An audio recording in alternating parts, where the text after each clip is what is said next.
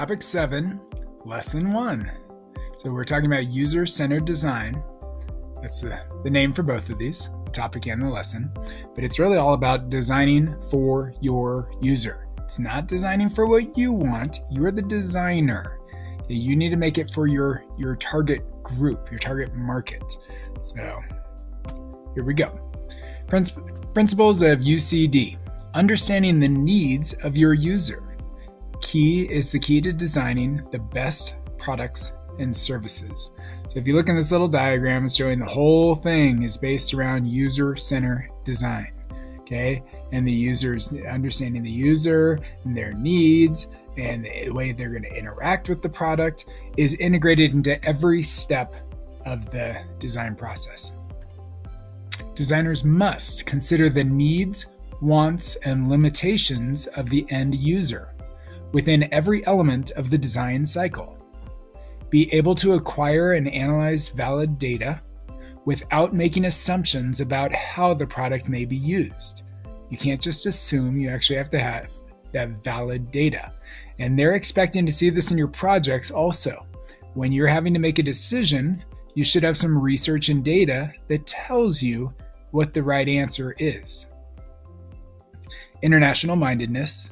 Even though the task addressed through user-centered design may not change from region to region, there can be an impact on the success of a global product due to variations in users and environments.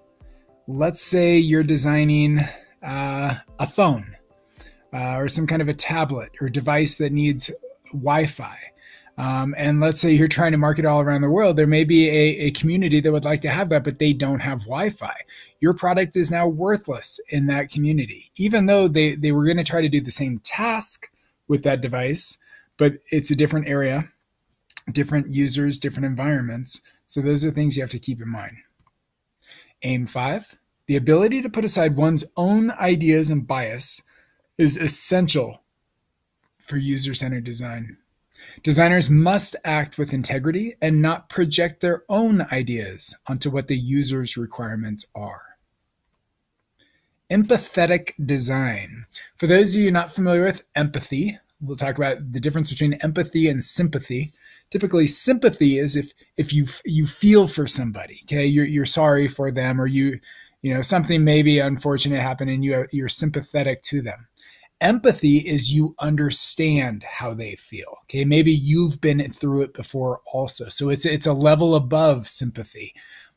So design team is in direct contact with the people that they are designing for, to empathize with potential users, to gain a better understanding of users' thoughts, needs, values, and beliefs. The design team often includes anthropologists, ethnographers, and psychologists. Inclusive design considers products that are suitable for users with disabilities and other users.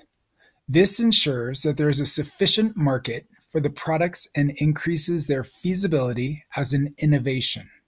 If I were designing something like, let's say, that car that is built for somebody who functions in a wheelchair, I certainly am not an expert on what it's like to be in a wheelchair. I've never been in a wheelchair. So I would need to hire a staff of designers and researchers that could empathize with that, whether they have been in a wheelchair or they know a lot about people that are in wheelchairs, because that's the only way we're going to be able to come up with a successful design.